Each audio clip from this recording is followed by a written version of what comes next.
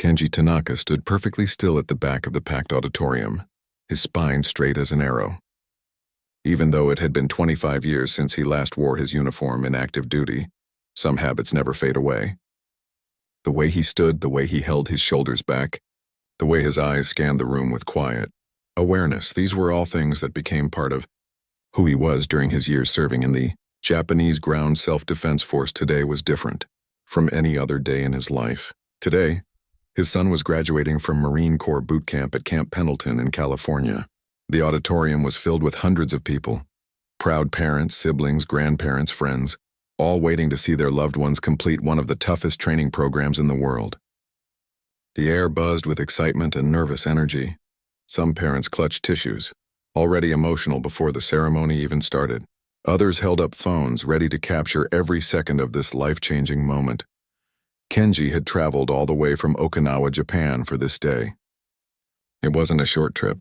Hours on a plane, the jet lag, the expense, none of it mattered. He had made a promise years ago, and Kenji Tanaka was not a man who broke his promises. The promise was made to his late wife, Rebecca, on her deathbed 3 years earlier. She had looked at him with tired eyes and whispered, "Promise me you'll be there for him, for every important moment. Don't let the distance keep you away." He had held her hand and given his word. And now here he was, keeping that promise. His son, David, had taken his mother's American last name, Mitchell. It made things easier for him growing up in the States after Rebecca brought him back when the marriage ended. Kenji had never fought it. He understood that life sometimes takes people in different directions. But even though they lived thousands of miles apart, and even though David carried a different last name, the boy was still his son, and Kenji could see himself in David. The same determination, the same quiet strength, the same unwavering sense of duty. The dress uniform Kenji wore today was spotless, every medal and patch positioned exactly where it should be. He had spent an hour that morning making sure everything was perfect. The uniform wasn't just fabric and thread to him. It represented years of service, sacrifice, and honor. It represented the man he had become and the values he had tried to pass down to his son. Among the decorations on his chest was a medal he particularly treasured, one he'd earned during a joint humanitarian mission in the Philippines, working alongside United States Marines. He had saved lives that day, pulling people from collapsed buildings after an earthquake. The Americans he worked with had treated him like a brother, not a foreign soldier. That experience had stayed with him forever. Looking around the auditorium now, Kenji felt a mix of emotions swirling in his chest. Pride, certainly. His son had chosen a path of service just like his father before him. That took courage. Marine Corps boot camp wasn't something you just walked through. It broke people down and built them back up stronger. The fact that David had made it to graduation day meant something significant. It meant he had the steel inside him to push through when everything in his body told him to quit. But alongside the pride, Kenji felt sadness too. He wished Rebecca could be here. She would have been so proud, probably crying happy tears and taking 1,000 pictures. She always said David had his father's stubborn streak, the trait that wouldn't let him give up no matter how hard things got. "He's just like you," she used to say with a smile that was half admiration, half exasperation. Now she was gone, and Kenji was here alone, carrying enough love for both of them. The rows of chairs in front of him were filling up quickly. Families chatted excitedly, sharing stories about their recruits. Kenji listened quietly, not joining in. His English was good, but he had always been more comfortable listening than talking, especially in large groups. He caught snippets of conversation. A mother worried about her son being stationed overseas, a father boasting about his daughter being the first in their family to serve, a young woman wondering if her boyfriend would remember to look her way during the ceremony. Kenji smiled slightly at that last one. Young love. He remembered being that age, full of fire and certainty about everything. Life had a way of teaching you that certainty was an illusion, but maybe that was okay. Maybe you needed that fire when you were young to carry you through the hard times ahead. The lights in the auditorium dimmed slightly, and a hush fell over the crowd. This was it. The ceremony was about to begin. Kenji's heart started beating faster. Somewhere in the group of recruits about to march in was his son, his boy, the child he used to carry on his shoulders, who used to fall asleep on his chest, who used to ask him endless questions about being a soldier. That little boy was now a man, about to become a United States Marine. The doors at the far end of the auditorium opened, and the recruits began filing in. They moved in perfect formation, their steps synchronized, their faces serious and focused. They all looked the same at first glance, identical haircuts, identical uniforms, identical expressions of concentration. But to the parents in that room, each one was unique and special. Kenji's eyes moved quickly across the faces, searching for David among the sea of young warriors. There, 4th row, 7th from the left. Kenji's breath caught in his throat. It was him. David looked older somehow, more mature than when Kenji had last seen him 6 months ago. The softness of youth had been replaced by something harder, more defined. His son stood tall, his jaw set, his eyes forward. He looked every inch a Marine, even though the eagle, globe, and anchor hadn't been officially earned yet. That would come at the end of this ceremony. Kenji felt his eyes getting wet, but he didn't wipe them. There was no shame in tears when you were watching your child achieve something great. He thought about all the nights David must have spent exhausted, sore, questioning whether he could make it through another day. He thought about the drill instructors yelling in his face, pushing him past his limits. He thought about the homesickness, the doubt, the pain. And David had pushed through all of it, just like his father knew he would. The ceremony began with speeches from officers, words about honor and duty and the proud tradition of the Marine Corps. Kenji listened to every word, even though his eyes never left his son. He wanted to remember this moment exactly as it was, the sounds, the sights, the feeling of overwhelming pride that filled his chest until it felt like it might burst. He had crossed an ocean to be here. He had spent money he probably shouldn't have spent. He had left his job for a week, navigating time zones and language barriers and the exhaustion that comes with international travel. But standing there in that auditorium, watching his son stand among America's finest, Kenji knew with absolute certainty that he would do it all again in a heartbeat. This was what keeping promises looked like. This was what love looked like. This was what it meant to be a father. What Kenji didn't know, as he stood there in his Japanese uniform among a crowd of American families, was that his presence was about to spark a confrontation that would change everything. In just a few minutes, 2 security officers would approach him with accusations and suspicion. And in the moments that followed, 6 strangers would stand up and remind everyone in that room what true honor really means. Kenji was so focused on his son that he didn't notice the 2 men approaching. From his left until they were standing right next to him, they wore dark uniforms with security badges clipped to their belts. Both were large men, the kind who were used to people listening when they spoke. The taller one had a stern face that looked like it rarely smiled. The other one kept his hand near his radio, fingers tapping against it nervously. "Sir, we need you to come with us." The tall officer's voice was low but carried a tone that expected immediate obedience. Kenji turned to look at them, confused. The ceremony was in full swing. A Marine officer was in the middle of a speech about sacrifice and commitment. Why were these security guards talking to him now? He glanced around, wondering if maybe they had the wrong person, but their eyes were locked on him. "I'm sorry, is there a problem?" Kenji asked quietly, conscious of the people sitting nearby who were starting to notice the interaction. "We're going to need you to step outside with us." "Sir?" the second officer said, his voice a bit louder than necessary. A woman in the row ahead turned around to look. Then another person. Then another. Like dominoes falling, attention began shifting away from the ceremony and toward the back of the auditorium where Kenji stood. Kenji felt heat rising to his face. Not anger exactly, more like embarrassment mixed with confusion. "Can this wait until after the ceremony? My son is graduating today." The tall officer's expression didn't change. "We've received complaints about your presence here, sir. This is a United States military ceremony, and we need to verify your authorization to be in attendance." The words hit Kenji like a punch to the sink. OMAC, complaints? Authorization? He had been invited. His son had sent him the invitation personally. He had every right to be here. But the way these officers were looking at him, the way they kept glancing at his uniform with suspicious eyes, made him realize what was really happening. They saw his Japanese uniform and assumed he didn't belong. "I have my invitation," Kenji said, reaching slowly into his jacket pocket. He had learned long ago that quick movements around security personnel were never a good idea. He pulled out the folded invitation card, along with his identification papers. My son, David Mitchell, is graduating today. I was invited to attend. The first officer took the documents and examined them with exaggerated care, holding them up to the light as if checking for forgeries. His partner stood with his arms crossed, positioning himself in a way that blocked Kenji from the rest of the auditorium. More people were watching now. Kenji could feel their eyes on him. He could hear the whispers starting to spread through the crowd.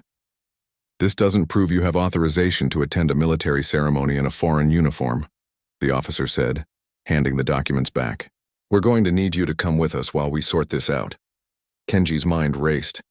He thought about arguing, about making a scene, about refusing to move. But that wasn't who he was.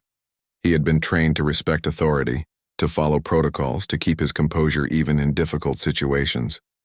Making things worse by resisting would only cause more disruption and embarrass his son even further. "Officers, I served alongside United States Marines," Kenji said, keeping his voice steady despite the trembling he felt inside. "I have joint operation medals. I have documentation of my service with American forces. Please, can we discuss this after the ceremony?" But even as he spoke, he knew it was pointless. He could see it in their faces. They had made up their minds. Whatever complaints had been made, whoever had decided that a man in a Japanese uniform didn't belong at an American military ceremony, these two men were just following orders. Or maybe they believed they were doing the right thing. Either way, the result was the same. "Sir, you can come with us voluntarily, or we can escort you out. Your choice." The second officer's hand moved closer to his belt, where a pair of handcuffs hung next to his radio. The whispers around them grew louder. Kenji could feel the weight of judgment from people who didn't know him, didn't know his story, didn't know that he had bled alongside American soldiers. All they saw was a foreign uniform and two security officers treating him like a threat. From somewhere in the rows of recruits, Kenji thought he saw movement. A young man in uniform had turned his head slightly, breaking formation. David. His son had noticed what was happening. Even from this distance, Kenji could see the confusion and distress on his face. This was supposed to be David's moment, his day of pride and accomplishment, and instead it was being ruined by this confrontation. That realization hurt more than anything the security officers could say or do. Kenji had traveled thousands of miles to be here for his son. He had kept his promise to Rebecca, and now he was going to be removed from the ceremony like some kind of security threat, and his son would graduate without seeing his father in the audience. "I'll go," Kenji said quietly, his shoulders sagging slightly. "I don't want to cause any more disruption." The first officer nodded, seeming satisfied. "This way, sir." As Kenji prepared to follow them, he carefully removed something from his pocket, a medal in a small case. It was the Joint Operations Commendation he had received after the Philippines mission, awarded to him by a United States Marine colonel. He held it out for the officers to see. "I earned this working with your Marines," he said. "One last attempt to make them understand. I saved American lives. I stood shoulder to shoulder with your military. I'm not a threat. I'm an ally." The tall officer glanced at the medal but didn't take it. "That's very nice, sir, but it doesn't change the situation. We have protocols to follow. Now please, come with us." Kenji closed the case and put it back in his pocket. His hands were shaking now, but he kept his face neutral. He would not give these men or anyone watching the satisfaction of seeing him break down. He was a soldier. He had endured worse than this. But somehow, this felt more painful than any physical hardship he had ever faced. Just as he took his first step to follow the security officers, something happened that made everyone freeze. From 3 rows ahead, 6 men in navy dress blue uniforms stood up simultaneously. The movement was so perfectly synchronized that it caught everyone's attention immediately. These weren't just any sailors. Even people who knew nothing about the military could tell these men were different. The way they moved, the way they carried themselves, the intensity in their eyes, everything about them screamed elite warrior. They turned as one unit and began walking down the aisle toward Kenji and the security officers. Their footsteps were perfectly matched like a drumbeat. The entire auditorium started going quiet. Even the Marine officer giving the speech paused, distracted by the movement. The 6 men moved with purpose and authority, their faces serious but not aggressive. They walked like men who knew exactly what they were doing and weren't going to be stopped. As they got closer, Kenji could see the insignia on their uniforms more clearly. His breath caught. He recognized those patches. These were Navy SEALs. The security officers noticed them too. The confident expressions on their faces began to falter. They exchanged uncertain glances. The tall one straightened up, trying to maintain his authority, but Kenji could see the doubt creeping into his eyes. The 6 SEALs formed a semicircle around Kenji and the security officers. The auditorium had gone almost completely silent now. Even the recruits in formation were watching, though they tried to keep their eyes forward. Something significant was happening and everyone could feel it. The oldest of the 6 SEALs, a man with silver hair and more ribbons on his chest than Kenji could count, stepped forward. His eyes met Kenji's first and something passed between them, a recognition, a respect that needed no words. Then he turned to face the security officers, and when he spoke, his voice carried across the silent auditorium. "Is there a problem here, officers?" The security officers turned to face the 6 SEALs, and for a moment nobody spoke. The tension in the air was thick enough to cut with a knife. The tall security officer cleared his throat, trying to regain some of the authority that had been seeping away since these 6 warriors appeared. "This doesn't concern you, gentlemen," he said, though his voice lacked the confidence it had carried just moments before. "We're handling a security matter." The silver-haired SEAL didn't move. He stood perfectly still, his hands clasped behind his back, his posture radiating a quiet authority that made the security officer's attempts at dominance look almost comical in comparison. This was a man who had faced real threats, life-and-death situations that most people couldn't even imagine. 2 security guards at a graduation ceremony weren't going to intimidate him. "I think it does concern us," the SEAL replied calmly. His eyes moved to Kenji, taking in every detail of the Japanese uniform, the patches, the medals, the insignia. Something flickered in his expression. Recognition, maybe. Or respect. "Staff Sergeant Ryan Chen, SEAL Team 3, and you are?" Kenji straightened his posture, military habits kicking in automatically. "Kenji Tanaka, Master Sergeant, Japan Ground Self-Defense Force, Special Operations Group. Retired." A murmur went through the crowd. People who had been watching with suspicion moments ago were now listening more carefully. Special operations. Those words meant something even to civilians. They meant elite training, dangerous missions, the kind of service that demanded everything from a person. Ryan nodded slowly and then did something that made the entire auditorium gasp. He brought his hand up in a crisp, perfect salute. The 5 other SEALs behind him did the same, their movements synchronized like a choreographed dance. 6 of America's most elite warriors, saluting a foreign soldier in the middle of a Marine Corps graduation ceremony.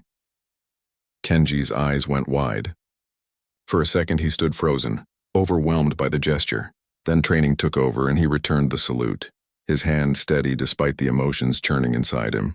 When their hands dropped, Ryan extended his for a handshake. Kenji took it, feeling the firm grip of a man who understood what it meant to serve.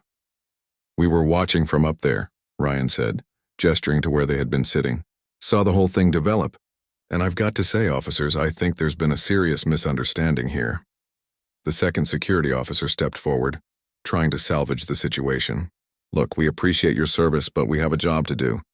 We received complaints about an unauthorized foreign national in a military uniform attending this ceremony.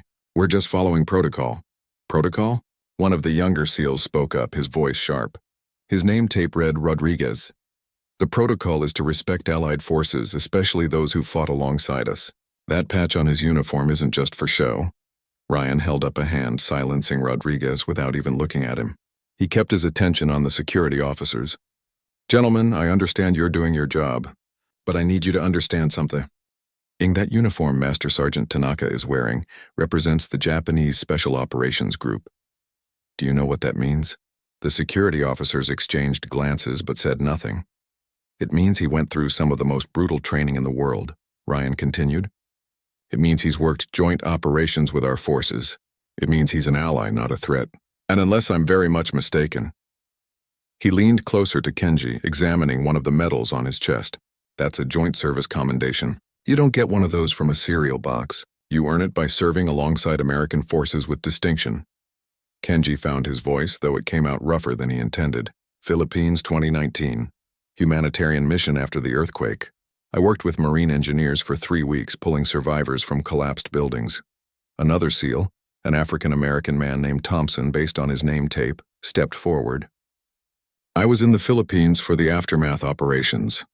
Different sector, but I heard about the JSDF team that saved those two Marines trapped in the school building. That was your unit? Kenji nodded. I was team leader for that extraction. We worked 48 hours straight to get them out alive. Thompson turned to the security officers, his expression hard. So let me get this straight. You're trying to remove a man who saved American lives from watching his own son graduate? That's what's happening here. The tall security officer was starting to look uncomfortable. People around them weren't just watching anymore. They were listening to every word. And the mood was shifting. What had started as suspicious glances at Kenji were now turning into angry stares at the security team. We didn't know all that, the officer said defensively. We just received a complaint that there was a foreign military member in the audience, and we're required to investigate. Who made the complaint? Ryan asked, his voice still calm but with an edge of steel underneath. That's not information we can share. Then let me share some information with you, Ryan said, stepping closer. He wasn't threatening exactly, but his presence was overwhelming. My team and I have worked with Japanese special forces on 3 separate operations. They are professional, skilled, and honorable warriors. They've saved American lives. They've bled on the same battlefields we have, and when Master Sergeant Tanaka stands in this auditorium in his uniform, he represents every value that we claim to hold sacred in our military. Honor, courage, commitment. Sound familiar? The Marine Corps values. Everyone in that room knew them. They were painted on banners around the auditorium. They were mentioned in every speech, and now this Navy SEAL was using them to defend a Japanese soldier against American security officers. The irony wasn't lost on anyone. A 4th SEAL, younger than the others with blonde hair and ice blue eyes, spoke up. His son is down there graduating. You really want to be the guys who throw out a father who traveled from the other side of the world to watch his kid become a Marine? That's the story you want to tell? The security officers were clearly struggling now. The tall one kept looking around, perhaps hoping for backup or guidance from someone higher up the chain of command. His partner had gone quiet, his earlier aggression completely deflated. Look, the tall officer said finally, we're just trying to do our jobs. If someone complained, then someone was wrong, Ryan interrupted. And now you have 6 Navy SEALs telling you that this man is not a threat, that he's an honored ally, and that he has every right to be here watching his son graduate. So the question is, what are you going to do about it? The standoff continued for what felt like hours but was probably only seconds.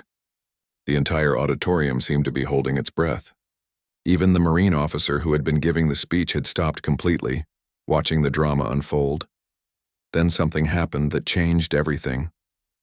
A Marine colonel, the ranking officer for the ceremony, came striding down the center aisle. His face was set in hard lines and his footsteps echoed in the silence. Everyone made way for him, including the SEALs who stepped aside but didn't leave. The colonel took in the scene with sharp eyes, the 6 SEALs standing in formation, Kenji in his Japanese uniform, the 2 security officers looking increasingly uncomfortable. He walked straight to Kenji and looked at his uniform, studying the patches and medals with the eye of someone who knew exactly what he was seeing. Master Sergeant Tanaka? The colonel asked. Yes, sir, Kenji replied, standing at attention. The colonel's expression was unreadable. You're here for the graduation? Yes, sir. My son, David Mitchell, is graduating today. The colonel nodded slowly, then turned to face the security officers, and when he spoke, his voice carried across the entire auditorium, loud enough for everyone to hear. These 2 security personnel will be leaving. Now. The tall officer started to protest. Sir, I don't care what you were doing. The colonel cut him off, his voice like ice. What I see is 2 security officers harassing an Allied Special Forces operator who was invited to attend his son's graduation. An operator who, based on the commendation ribbon he's wearing, has served alongside United States Marines with distinction. Is that what you were doing? The security officers had no answer to that. The colonel didn't wait for one. The colonel pointed toward the exit and his tone left no room for discussion. You 2 outside. We'll be having a conversation about what proper protocol actually looks like. And it doesn't look like harassing invited guests at a military ceremony. The security officers had no choice. With red faces and hunched shoulders, they walked toward the exit as hundreds of eyes followed their every step.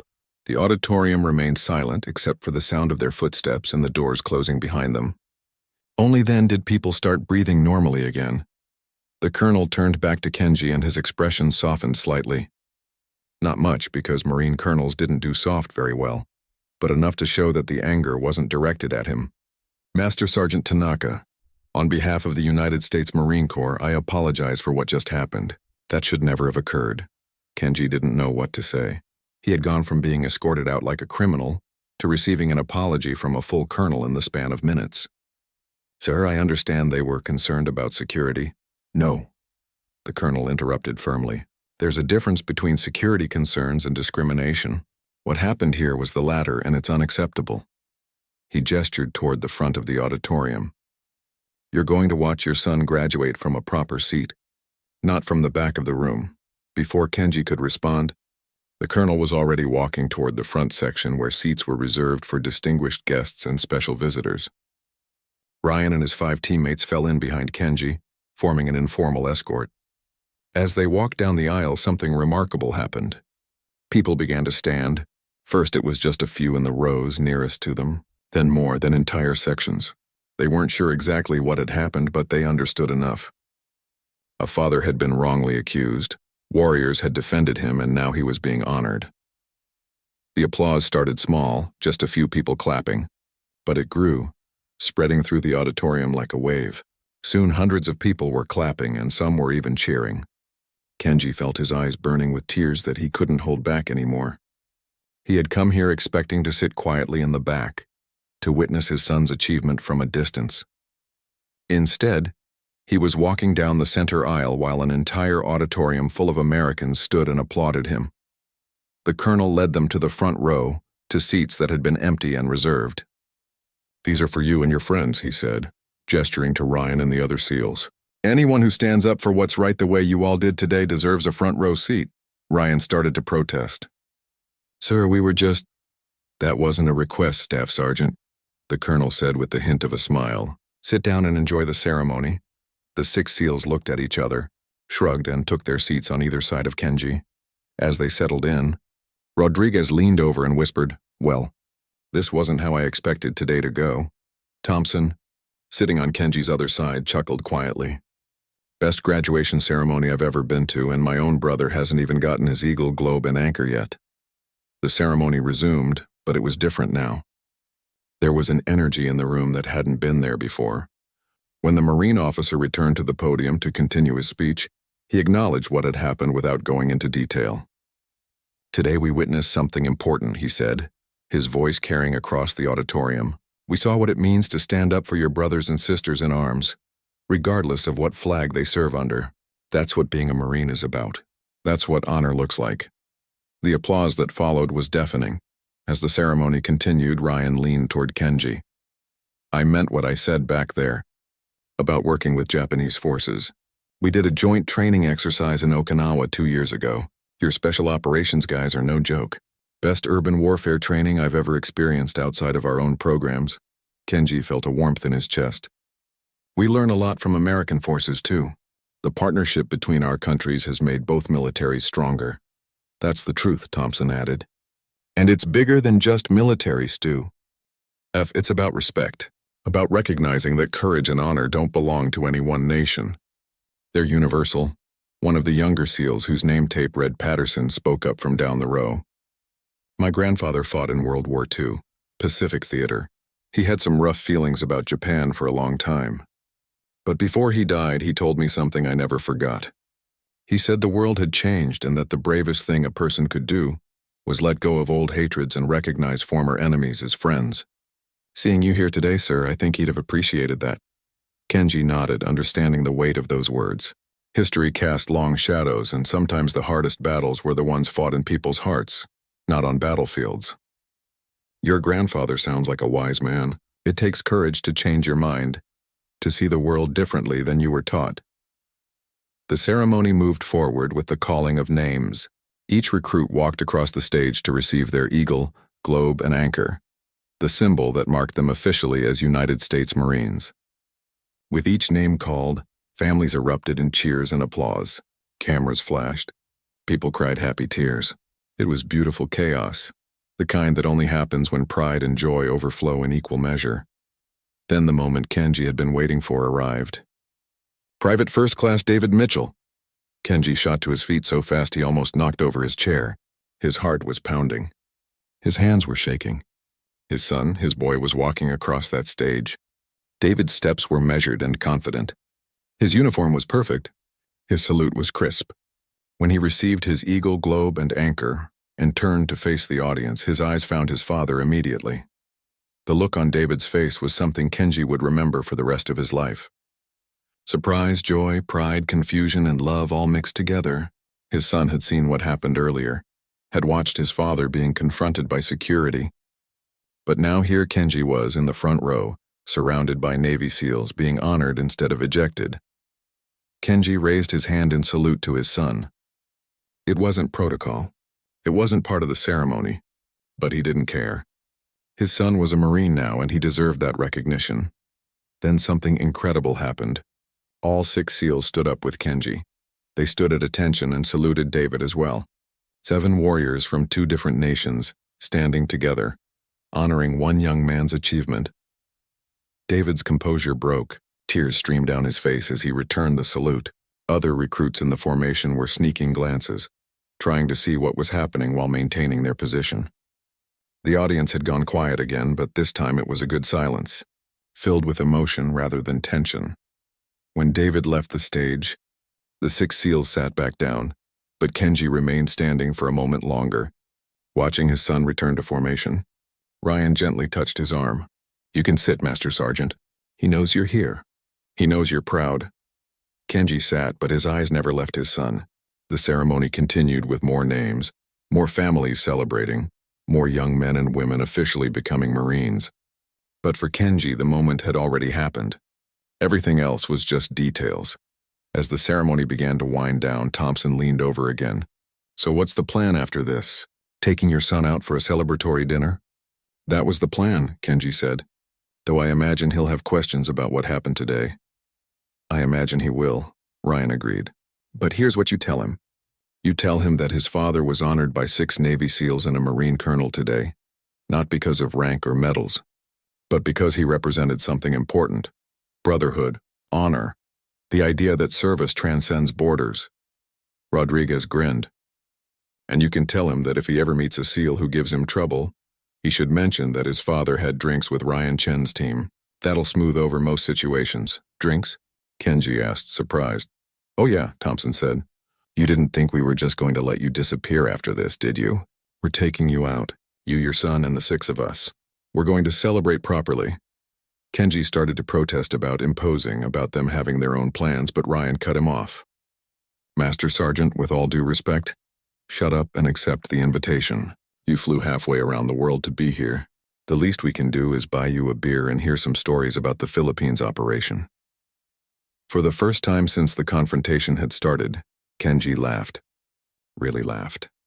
The sound felt good, like releasing pressure that had been building up for hours. "In that case, I accept. Thank you." The final recruit crossed the stage, and the ceremony concluded with closing remarks and the dismissal of the new Marines.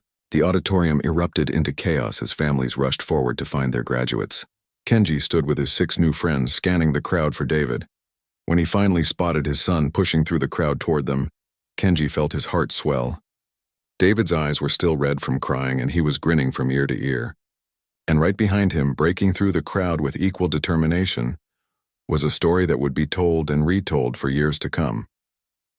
David broke through the crowd and didn't slow down.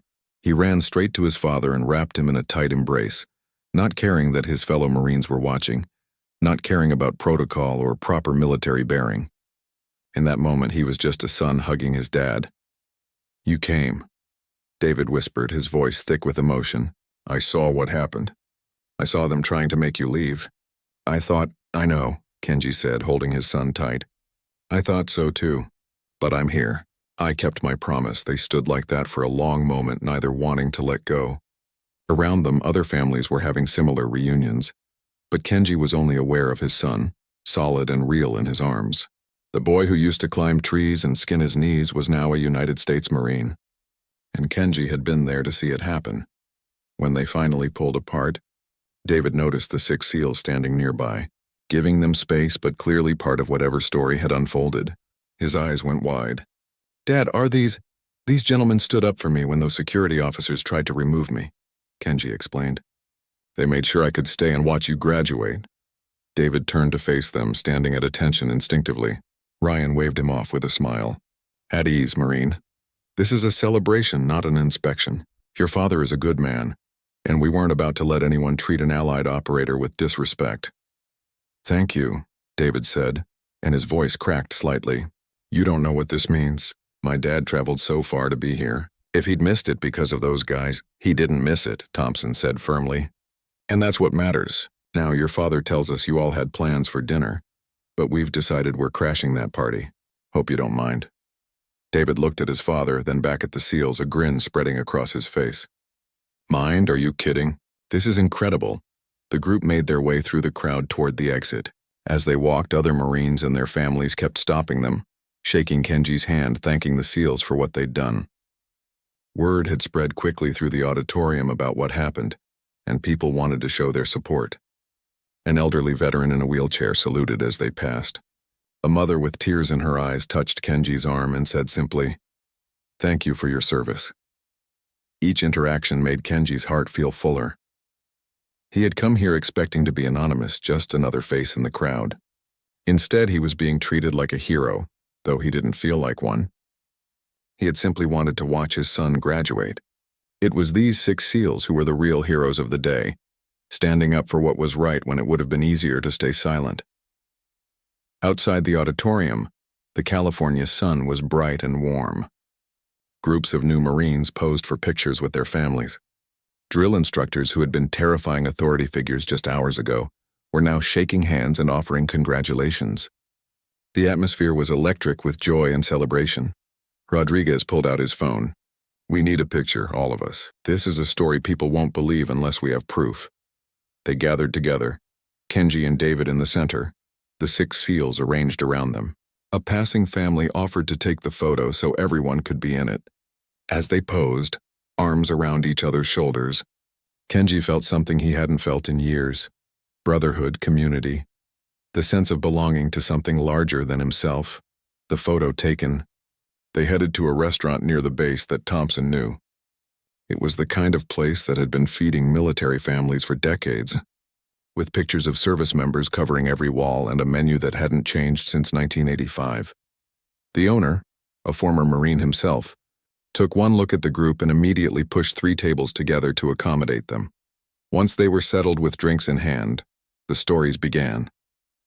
Ryan told them about the training exercise in Okinawa, about how the Japanese Special Forces had set up an urban warfare scenario so realistic that 2 of his team members had actually gotten lost in it. Patterson shared a story about working with South Korean forces and the language barriers that had led to some hilarious misunderstandings. Tom Pearson talked about a joint operation in the Philippines that had gone sideways when a typhoon hit unexpectedly. Through it all, David sat next to his father, listening with wide eyes. These were the kinds of stories that civilians rarely heard, the ones that showed the real bonds formed between warriors from different nations, not the sanitized versions that made it into official reports, but the human moments that defined what it meant to serve. "Your turn, Master Sergeant," Rodriguez said, pointing at Kenji with his beer bottle. "Tell us about the Philippines." "The school building rescue." Kenji hesitated. He had never been comfortable talking about that day. But looking around the table at these faces, at his son's eager expression, he realized this was important. These stories needed to be told. It was the 3rd day after the earthquake, he began. Most of the easy rescues had been completed. We were looking at structures that were barely standing, places where going in meant you might not come out. One of the marine engineering teams reported hearing sounds from a collapsed school, but their equipment couldn't get close enough because of the unstable ground. He paused, taking a sip of water. David was leaning forward, completely absorbed. "My team specialized in tight space rescue. We went in with minimal gear, just ropes and basic tools. The building was groaning, shifting. Every movement felt like it might bring the whole thing down on our heads. But we could hear them. 2 Marines trapped in what used to be a storage room buried under 3 floors of concrete and steel." "How long did it take?" David asked quietly. "48 hours," Kenji said. "We worked in shifts, but I stayed the whole time. Couldn't leave. Not when I could hear them talking, trying to keep each other awake and alert. We had to move so carefully, removing debris piece by piece. One wrong move and the remaining structure would collapse." Thompson was nodding. "I heard about this. You had to stop twice because of aftershocks, right?" "3 times, Kenji corrected. The third aftershock actually opened up a small gap that let us reach them faster. Sometimes luck works in your favor. When we finally pulled them out, one of them looked at my uniform, saw the Japanese flag, and started laughing." "Couldn't stop laughing. Why?" David asked. "He said his grandfather had fought against Japan in World War II, and here he was being saved by a Japanese soldier 70 years later. He said his grandfather would never believe it." Kenji smiled at the memory. "We stayed in touch for a while. He sent me a picture of his grandfather holding a Japanese and American flag together." The old man had tears in his eyes. The table went quiet for a moment, everyone processing the story. Then Ryan raised his glass. "To Master Sergeant Tanaka, and to all the warriors who proved that yesterday's enemies can be today's brothers." "Here, here," the others echoed, raising their glasses. David raised his glass too, looking at his father with new understanding. He had always known his dad was special, had always been proud of his service. But hearing these stories, seeing the respect these elite warriors showed him, drove it home in a way that nothing else could. As the evening wore on and the stories continued, Kenji noticed David getting quieter, more thoughtful. Finally, during a lull in the conversation, his son leaned close. "Dad, I need to tell you something," David said softly. "When I saw those security guards confronting you, I wanted to break formation. I wanted to run up there and tell them they were making a mistake. But I couldn't move. I felt helpless." Kenji put his hand on his son's shoulder. "You did exactly what you should have done. You maintained discipline. You trusted that the situation would work out. But what if it hadn't? What if these guys hadn't stood up for you?" "Then I would have left," Kenji said simply. "And it would have been okay. Because I still would have seen you walk across that stage. I still would have seen you become a Marine. Nothing could have taken that away from me." David's eyes were getting wet again. "I'm sorry, Dad. Sorry that happened to you. Sorry that people judged you because of your uniform." "Don't be sorry," Kenji said firmly. "What happened today taught us something important. It showed that for every person who judges based on fear or ignorance, there are more people who understand what really matters. Honor, courage, standing up for what's right." These 6 men could have stayed seated. They could have stayed silent. But they didn't. He gestured around the table at the SEALs who were pretending not to listen but clearly were. "This is what I want you to remember about today. Not the confrontation, not the security officers. Remember that when it mattered, warriors stood together across national boundaries. Remember that your mother would be so proud of the man you've become. Remember that promises kept are worth any hardship." David nodded, wiping his eyes. "I love you, Dad. I love you too, son." Ryan, who definitely had been listening, cleared his throat loudly. "All right, enough of the emotional stuff. We need to teach this new Marine the most important lesson of military life." "What's that?" David asked. Rodriguez grinned. "Never ever volunteer for anything." The table erupted in laughter, and the conversation shifted to lighter topics: the terrible food in boot camp, the creative insults of drill instructors, the things every new service member learns the hard way. But underneath the jokes and the stories, something profound had happened. 2 nations separated by history, and an ocean had been connected by respect and honor. A father had kept a promise to his late wife. A son had become a Marine surrounded by more support than he ever imagined. And 6 warriors had reminded everyone watching that brotherhood transcends borders. As they left the restaurant hours later, full of food and stories, Kenji looked up at the darkening California sky. Somewhere across that ocean was home. But right here, right now, surrounded by his son and these new friends, he felt like he was exactly where he belonged. David walked beside him, wearing his eagle, globe, and anchor with pride. The young Marine who would go on to serve with honor, carrying lessons learned from both his father and the 6 SEALs who had stood up for what was right.